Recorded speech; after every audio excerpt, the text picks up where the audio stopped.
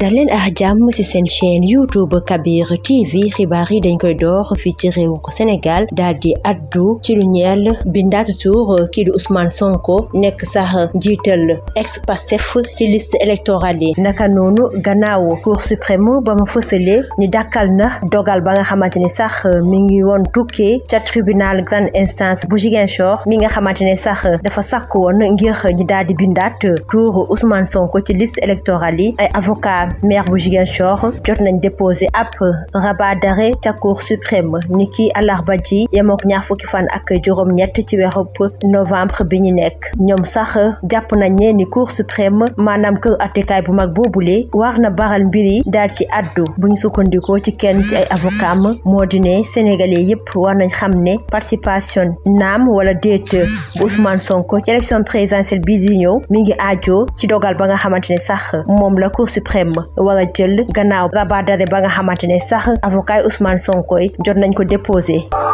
dañu desandi ba tey ci continent Afrique utile ji ca Togo askan wa nag mën nañ ne xam nañu kañ lañ war a amal seeni élection législative ak régionale gouvernement bi jot na ci addu nee na sax yile jongante danañ ko amal laata buletu ñetteelu xaaju atum 2024 bu njëkkaan sax élection yi war nañ ko amal ca réew ma niki weer bi di ñëw maanaam weeru décembre loolee nekkoon sax jige ba nga xamante ne mi ngi woon tukkee ci président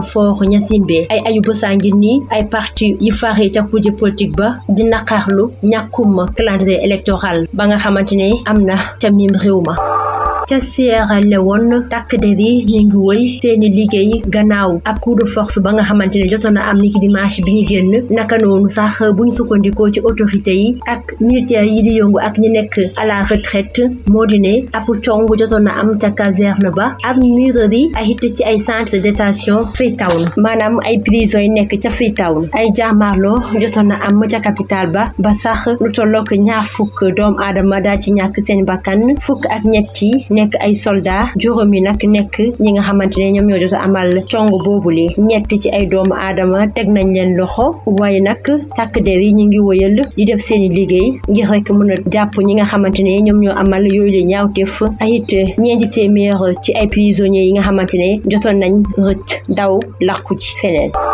ñi daal di addu ci fitna bi dox diggante Israël ak Hamas trêve bi sax wéyal nañ ko ci weeru novembre bi ñu nekk naka noonu sax Hamas war na libéré ñenn ci ay otages israéliens naka noonu Hamas dana libéré ñenn ci ay otages israéliens ak it Israël tamit dana libéré ñenn ci ay prisonniers palestiniens waaye tamit danañ ñemeeku ay ndimbal yi ñu war a yóbbu ca bande de Gaza naka noonu ay chef service renseignement américain ak yu Israël ñoo ngi ca Doha ngir sëq ab waxtaan ak élimaan jëwriñ yi bu réew ko Qatar ñu war waxtaane sax li ñu war a defaat ngir am ab xaatim déggoo diggante Hamas ak Israël ca bande de Gaza.